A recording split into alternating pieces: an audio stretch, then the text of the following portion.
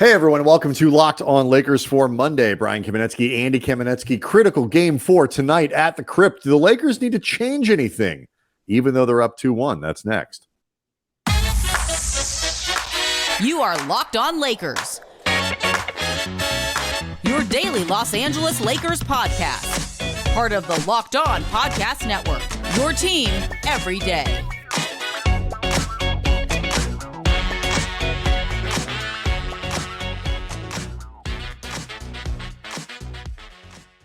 Thanks to everybody for making Locked On Lakers your first listen of every day, Monday through Friday, no matter how or where you get your podcasts. It's always going to be free. It's never going to be behind a paywall. And Locked On Lakers on YouTube is where you can go see the show and watch the magic happen. And more importantly, hang out with nearly 16,000 subscribers to the channel.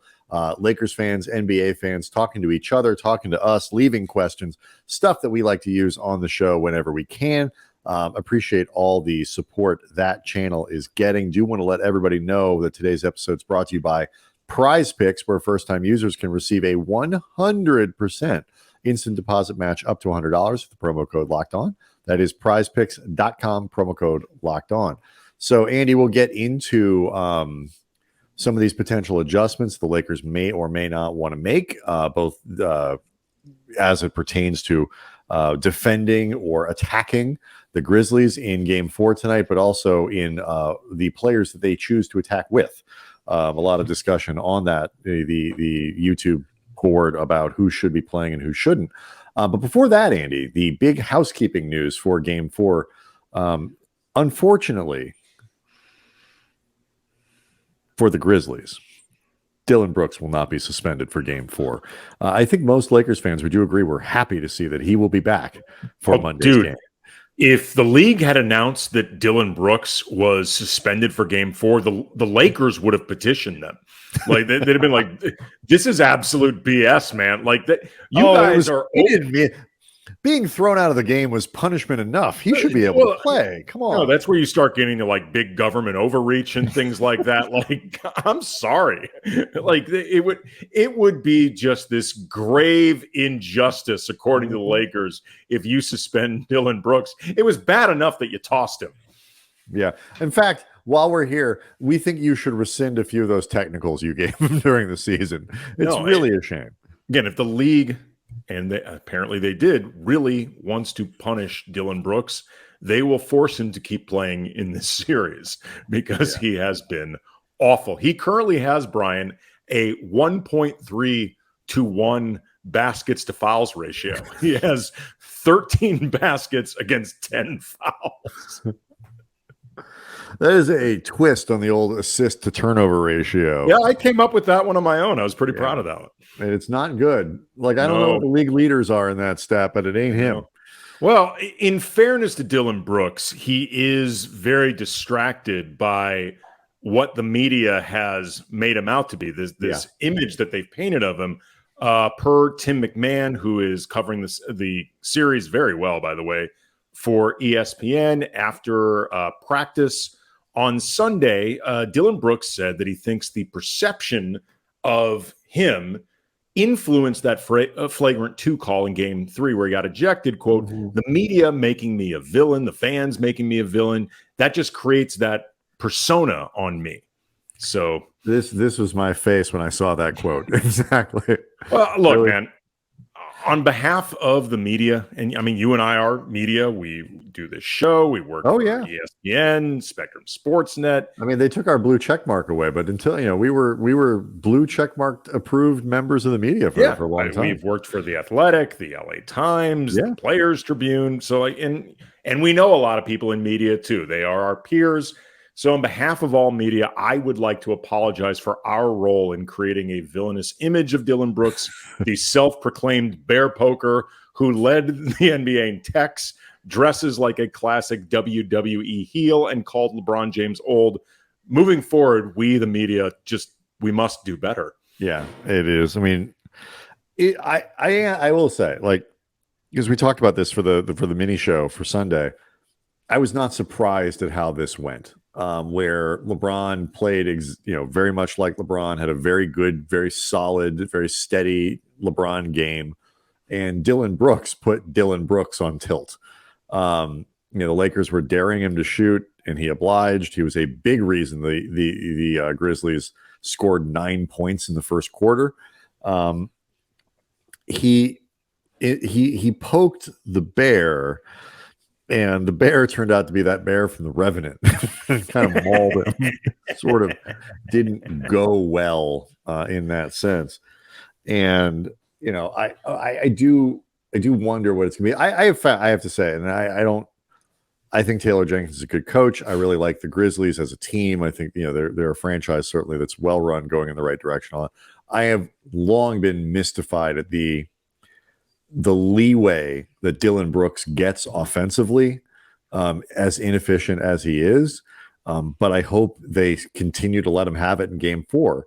And this kind of gets into the discussion about adjustments and things like that, because you always have to give up something. And, with Dillon Brooks, it's like you hope that he takes 18 shots in every game, 18 shots or more. One of them out of 3, 4, 5, or 6, he's going to have a big game. But Sure. Most of the time, he's going to shoot 40% and probably take Memphis out of their offense. Dude, they'd kill for him to be shooting 40%. What are you talking about? He's 13 of 40 in 3 games. I mean, like his normal averages. I'm just saying, are frightfully low anyway. He shoots 40%. We're talking from the field. We're talking about things moving in the right direction.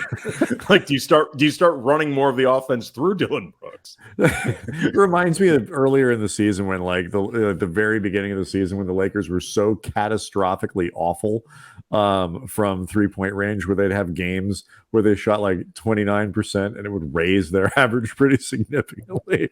That's sort of where Dillon Brooks is right now. But one of the things that I saw, and a few people commenting on the YouTube page, for example, was about Ja. And Morant was 13 of 26 from the field on Saturday. He had 45 points overall. He was really quite amazing. And a lot of that was fueled by 6 of 10 from 3-point range. And people are talking about, you got to stop going under every screen with Ja and this and that, whatever. And I don't think, as it pertains to Morant, I wouldn't change really anything about how they defend him. If Ja takes 10 3-pointers, generally speaking, that's going to be good for the Lakers. And you'd much rather have him doing that than coming downhill and getting the line constantly like he did in the game, 14 free throws. And you want to limit his effectiveness from 2. And in that sense, the Lakers did a pretty decent job. He was, under 50% from shooting from 2-point range, which is where I feel Ja is most dangerous. Oh, yeah, absolutely. You know what it reminded me of? And I think you were at this game with me. I know I was there doing some work for somebody. Clippers Rockets in 2015, that game where the Rockets came back from like down. Oh, I was at that game in the fourth quarter. And it was on the strength of Corey Brewer and Josh Smith, like, bombing threes. Like, Josh Smith is hitting step back threes. And I remember, like, being at this game going, like, is this actually going to happen? Like, are they actually going to do this? And, like, I remember after the game, people talking about, like, why didn't Doc Rivers adjust? Like, he's got to do something. I'm like, okay, you do want to do something, I guess, but I don't know what that something is, because as a coach, your fantasy is Josh Smith. The adjustment would be, can we figure out a way to make Josh Smith take 3-pointers? Right. I mean, like, again, on one hand, I know there probably is something you need to do, but on the other hand, I don't blame Doc for being like, that, by the way, is everybody's salute. That is the basketball. Call timeout is the basketball equivalent of my computer isn't working, I'm going to shut it down and turn it back on. Right. I'm like, I don't blame Doc for being like kind of curious to see where this movie's going. Like, this is what you want. And like Ja Morant along these lines, shooting 32% from 3 this year, 30%, or he's 32 on his career, 30% this year. I looked it up. This season, in the 61 games Ja's played in the regular season, he hit more than 2 threes in just 13 of those games, and more than 3 in just 5. Yeah. So it's like, maybe you want to run him off the line every now and then just to like get him out of a rhythm, something like that. But for the most part, yeah, You play it under the screen. You give him that room to take those shots because he's way more effective driving and getting to the rim. Yeah. And if John Morant's going to hit all of that, he's going to hit 6 threes. Like some of it's like, what are you going to do? Man. And by the way, this is what awesome players do sometimes. Along those lines, and we'll do this next. It goes further than that because this idea of you have to give up something is really important to remember, whether it's Jaren Jackson Jr., whether it's John Morant, and then you have to look at the big picture, and I'll explain what I mean by that next. But first, Andy, I want to tell you and everyone about the $1 million daily Superflex promotion that Prize Picks is doing right now. We got through the NBA playoffs and the finals. Every day of the playoffs through the finals, one Prize Picks user will win a chance to become a millionaire. Your entry is placed after 8 a.m. Eastern time. It will be randomly selected each day, and whoever places that entry will be given a 6-pick flex with the following payout: 6 correct picks, $1 million; 5 correct picks, $80,000; 4 correct picks, $16,000. Full details can be found at prizepicks.com/million. You must opt into this. You must opt in through this link to be eligible for the $1 million entry. But once you do, all you have to do is play the game like normal, and you could be the lucky winner. And it's you're picking 2 to 6 players, and you're thinking of the fun stuff like LeBron. Is he going to go over or under 26.5 points tonight? And Prize Picks, you can do this with the NBA. You can do this with the NFL, baseball, the hockey playoffs, the PGA, college football. And so you go to the Prize Picks app or prizepicks.com, and you sign up to play daily fantasy sports. And first-time users can receive a $100%, instant deposit match up to $100 with the promo code Locked On. Again, that's the promo code you need to use for the thing that I mentioned at the top. And if you deposit $100, Prize Picks will give you $100. If you deposit $50, Prize Picks will give you $50. I think you know where this is going. So don't forget to enter the promo code Locked On at sign up for instant deposit match up to $100.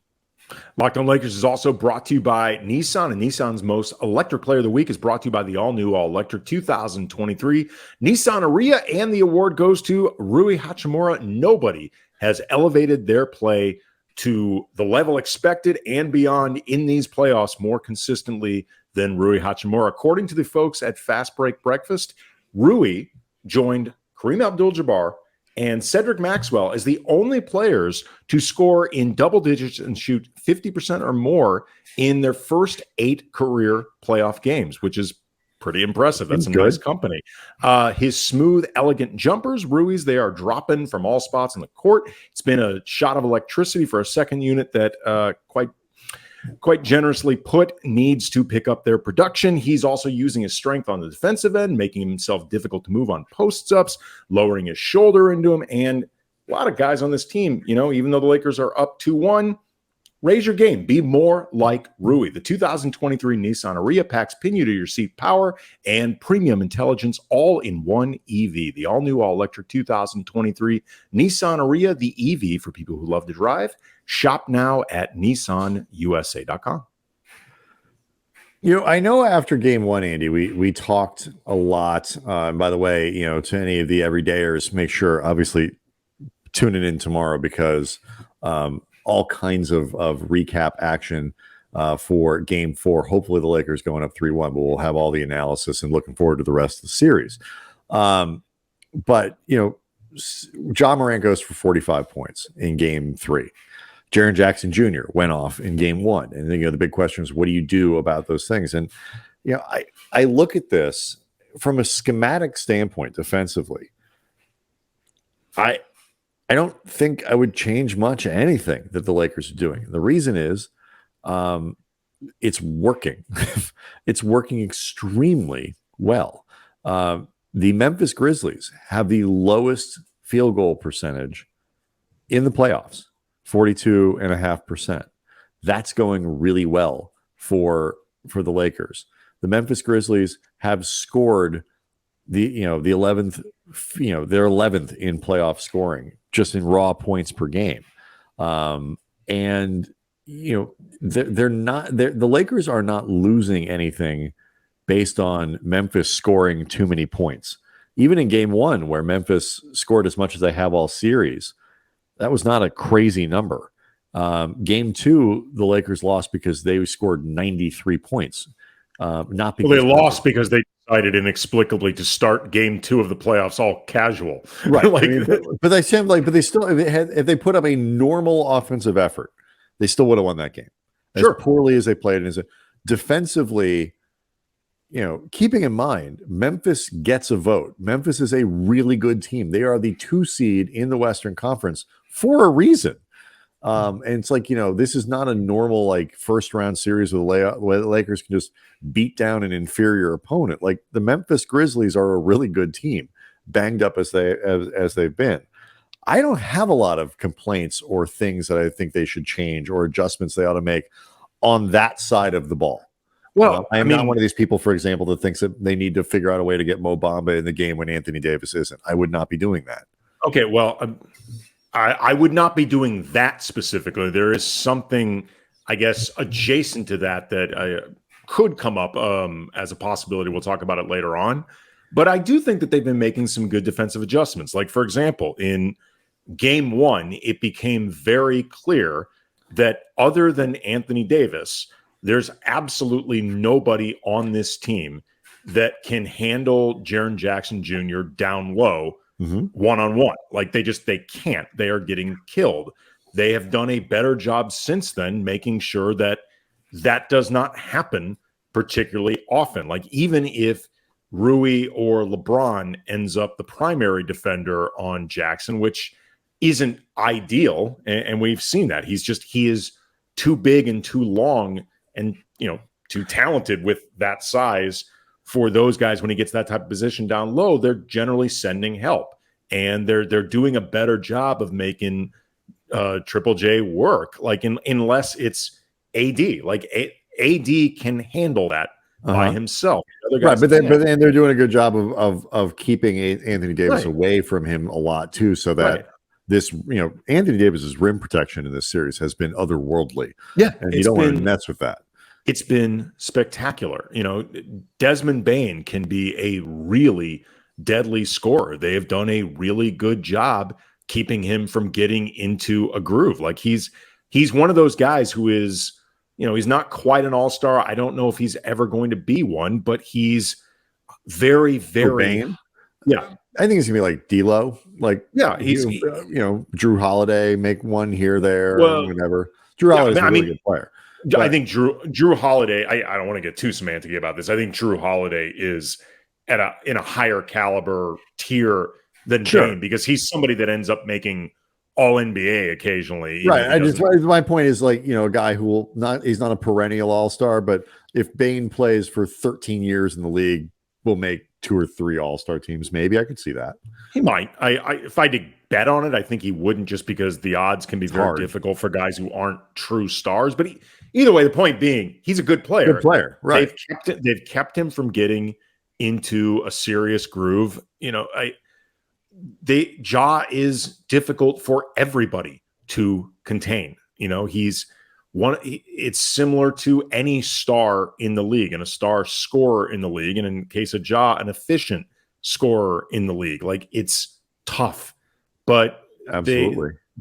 They've done a good job of preventing him from, at the very least, going roughshod in ways that lead to losses.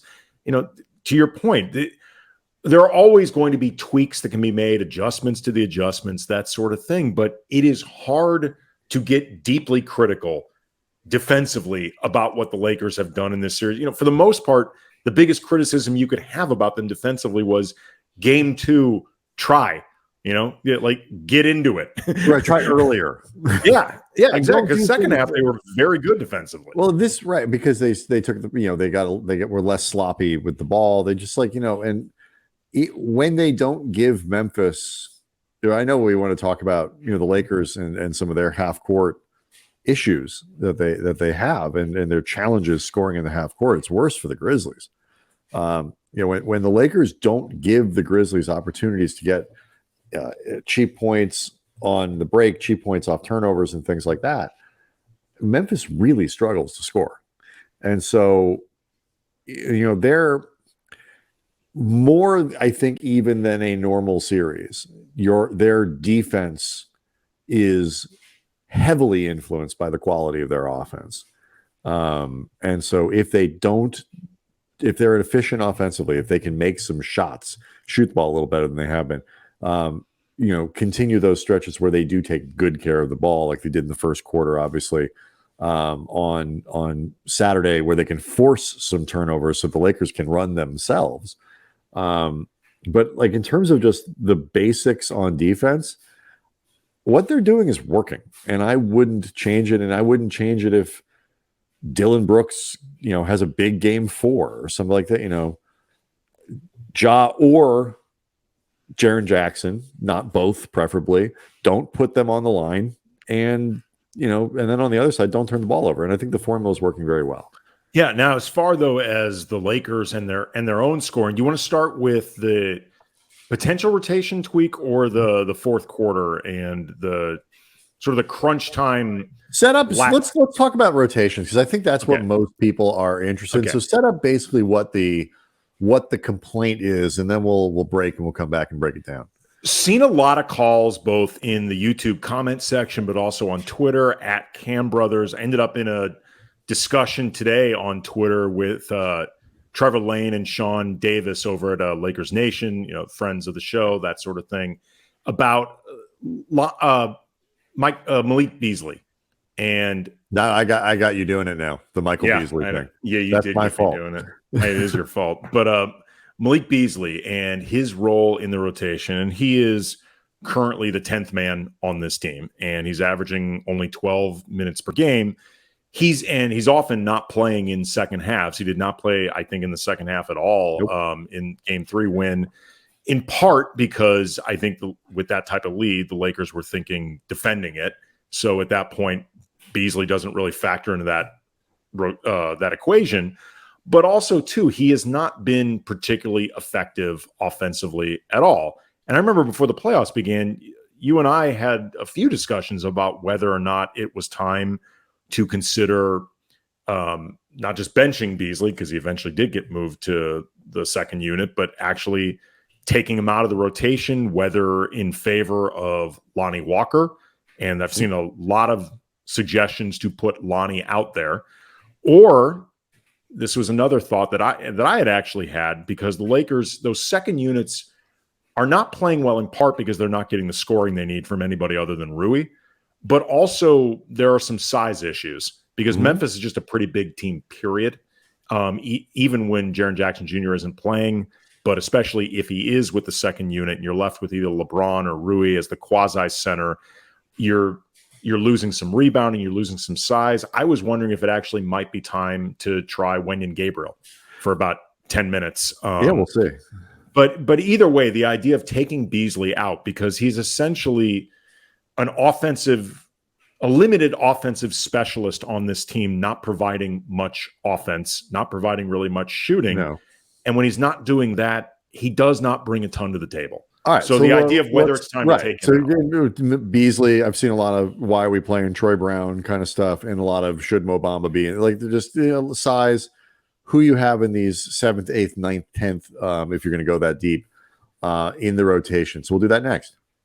Locked On Lakers is brought to you by Ultimate Pro Basketball GM, and really cool game. I've always thought that I could be a great NBA GM. I talk on this podcast like I could do it, and as it turns out, not always that easy, although I would not have traded for Russell Westbrook or signed Luol Deng, should be noted. But anyway, if you've ever fantasized about managing your own basketball team, go and download Ultimate Pro Basketball GM right now. The game lets you manage every strategic aspect of a franchise, dealing with challenging personalities, whether the players are coaches, hiring the right staff, the right training staff, trading players, making draft picks, taking your franchise through free agency and all the ups and downs of multiple seasons. Plus, you can talk trash to your friends while playing the game, like all the Locked On hosts do with our teams. Ultimate Pro Basketball GM. It's completely free. It's playable offline. You can play it on the go, wherever you want, however you want. Locked On Lakers listeners, that's you, get a 100% free boost to their franchise when downloading the promo Locked On in the game store. So make sure to check it out. And to download the game, just visit probasketballgm.com, scan the code, or look it up in the app stores. That's probasketballgm.com. Ultimate Pro Basketball GM. Start your dynasty today. So obviously, this is a huge opportunity for the Lakers. A Grizzlies team that is not great on the road, very strong at home. Lakers win game 4. You're looking at a position where you have 3 tries to win that decisive 4th game, one of which is on your home floor. You obviously feel pretty good about that.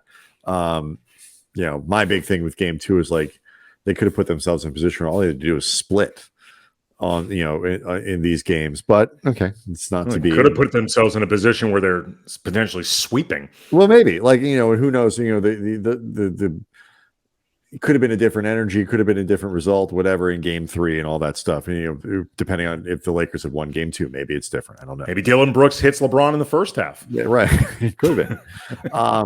But be that as it may, the Lakers have a really good opportunity to have put a real decisive lead in this series, and I don't think I would pick them to lose 3 straight in this, given how inefficient Memphis's offense has been. It does, like you say, kind of give the freedom both for this series and potentially even very carefully and cautiously peeking up, maybe looking forward a little bit about who ought to be in the rotation. Ostensibly, if you were going to take Beasley out, the idea is, you would put, if you're going to play another, guard wing in that, because you could theoretically just shrink the rotation. You could just shrink the rotation. You could play bigger, where you are taking the Beasley slot and giving it to minutes for Wenyen Gabriel. Maybe you're playing Bamba and AD together in a larger lineup, and there are ways to do it where you don't play either one of those guys. But in theory, the straight swap would be for Lonnie, Lonnie for Beasley. I will admit, I am still very dedicated to the idea of what Malik Beasley can do for this team in the postseason and the benefit of having him playing at a higher level if they're going to make a deeper playoff run.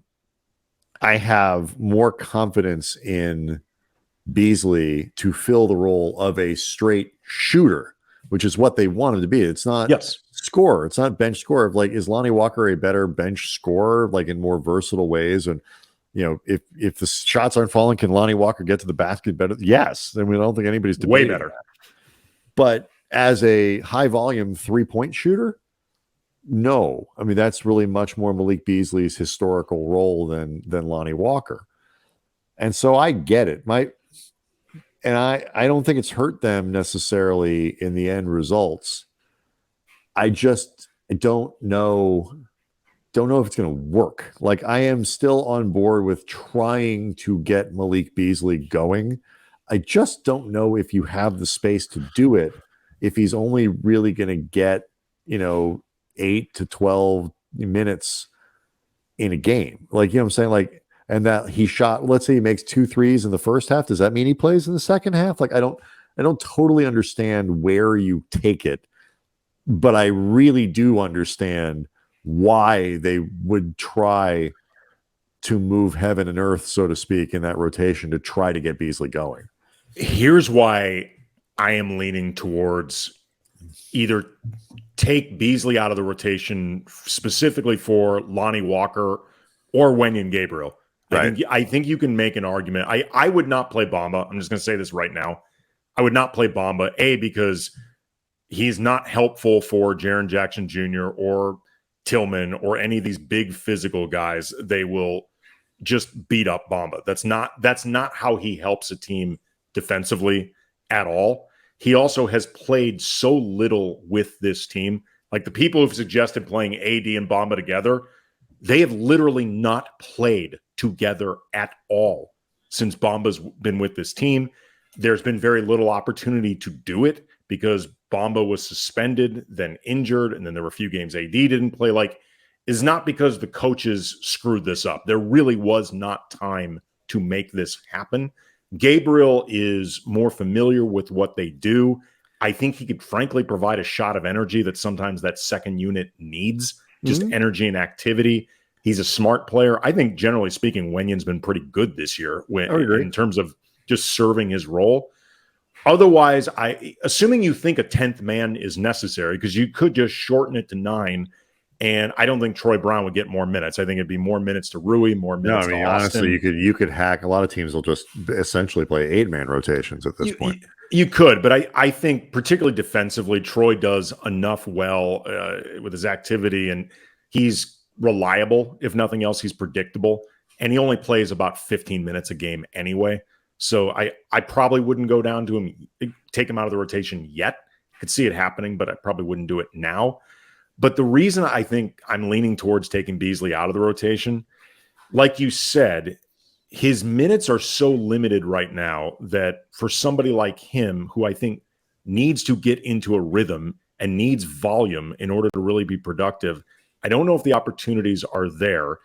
I've seen a few people point this out, and there's probably some truth to this. The issue may not be so much Beasley as it is they don't run anything for him, which that may be true. But unless they're going to change that, unless they're going to start changing their offense to accommodate Malik Beasley, then you're still dealing with a guy playing like 12 minutes a game that are really unproductive. Like, I think you have to run less for Lonnie Walker to make Lonnie productive than you would Malik Beasley. Like, he needs to. Yeah. His usage rate, for example, I looked it up. His usage rate in the playoffs is like 11% versus 20% during his games with the Lakers. It's almost half down. Yeah. Like, they're not doing anything with him. So if you're not going to do anything with him, and he's a defensive liability anyway, he doesn't really do anything else other than take threes at volume. If you're not going to give him real chances to shoot, I don't know why he's out there, whether it's his fault, someone else's, both, whatever.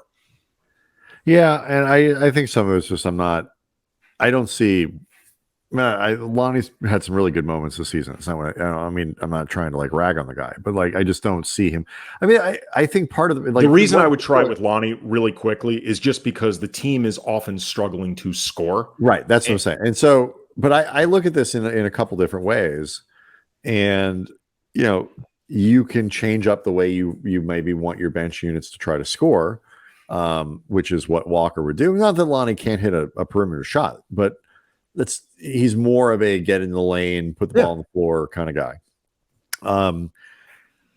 I guess what I'm thinking is I don't know how big of a boost. Like, when I look at the bench scoring and figuring that stuff out, I am much more interested in the production of Schroeder, for example, who has 14 points in 3 games. In a good second half. Hopefully he can carry that into game 4. Right. But you understand what I'm getting at. Like, the bench scoring, he is sort of your first source of that, in Rui. And you certainly can't complain about what Rui's been doing in this series. And so it's like, I don't have a problem with it. I just wonder if some of this conversation is a little bit misplaced, and some of it's like, if Schroeder were playing better, because really Schroeder, Dennis is, take and make a 3, but he's a guy who you want to get into the paint and score. And I feel like if he was doing a little bit more Schroeder-y type stuff more consistently through games, you'd get a little bit more bench scoring, take some of the pressure off that. And then you are opening up the floor. You have, it's a but here's like the difference. The combination of Schroeder and Beasley, in theory, if those guys are both doing what you would want them to be doing and performing, is a better combination to me than Walker and Schroeder. You are correct that I get it. And I think some of it too is like, and then if Beasley's not scoring and you have Troy Brown on the floor, and you're like, some of it is it's not just the players, it's the combinations. Right. It's the combinations, but also too, like, you are correct that Schroeder's own struggles exacerbate what you're not getting out of Beasley. But the difference is Schroeder is out there to do more than just score. Like, he is out there to try to table set. He's definitely out there for defense. Like, you would like to get more scoring from Schroeder, and you need more of it. but there are still things that Schroeder's doing that other guys. Right. I wouldn't take away any of Dennis's minutes. That's I know it wasn't your point, but I was going to say there are things you're getting from Schroeder that you can't get from other guys. Like there's no sub out for Schroeder. There's a potential sub out for Beasley, right? Especially if he's not doing the quite literally one thing you want from him. I think it's until it starts to hurt them, like materially hurt them. Okay. I would keep trying, to be honest, because I think ultimately the value proposition is higher for what they could do long term. But I get all the arguments against it. Hopefully Beasley bounces back with a pretty good game 4 and maybe puts some of this issue to bed. Nice. We'll see. But anyway, Lakers have a huge opportunity. The building, which was rocking on Saturday, will be just as raucous tonight.